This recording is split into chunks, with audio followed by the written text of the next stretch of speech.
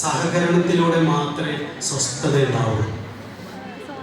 പക്ഷെ നമ്മൾ വിചാരിച്ചത് നേരെ തിരിച്ചാണ്, നമ്മുടെ അറിവ് നേരെ തിരിച്ചാണ്. കൂട്ടിവെക്കുന്നതിലൂടെ കൂടുതൽ സമാധാനം ഉണ്ടാക്കാൻ കഴിയുമെന്നാണ് നൂറ്റാണ്ടുകളായി നമ്മൾ തെറ്റിദ്ധരിച്ചത്. നമ്മളെ തെറ്റിദ്ധരിപ്പിച്ചത് നമ്മുടെ ജീനുകൾ തെറ്റിദ്ധരിപ്പിച്ചതാണ്. അതിനും കാരണമുണ്ട്, അല്ലാണ്ട് ആരും പറഞ്ഞിട്ടൊന്നുമല്ല. ഈ ഭക്ഷണം എന്ന് പറയുന്നത് വളരെ കുറച്ച് മാത്രം കിട്ടിയിരുന്ന കാലത്ത് മനുഷ്യന് ഭക്ഷണം കിട്ടാൻ വലിയ പാടാണ്. അവിടെ എന്തെങ്കിലും കിട്ടിയാൽ പരമാവധി അകത്താക്കും.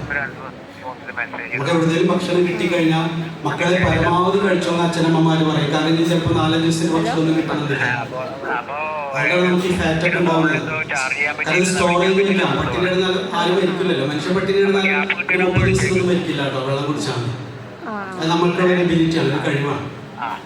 അപ്പൊ നമ്മൾ ഈ ഭക്ഷണം വല്ലപ്പോഴും ഭക്ഷണം കിട്ടുന്നത് കൊണ്ട് പരമാവധി അകത്താക്കുക, വേറെ വഴിയൊന്നുമില്ല. അതാണ് ഇപ്പോഴും, ആ ഇന്റലിജൻസ് ആണ് ഇപ്പോഴും നമ്മളെ ഭരിക്കുന്നത്. നമ്മൾ ആധുനിക മനുഷ്യരൊന്നും ആയിട്ടില്ല. അതെങ്ങനെ നമുക്ക് മനസ്സിലാവാന്നറിയോ? നമ്മളിപ്പോഴും ഭക്ഷണം കണ്ടാൽ വാരി വലിച്ചു തിന്നും.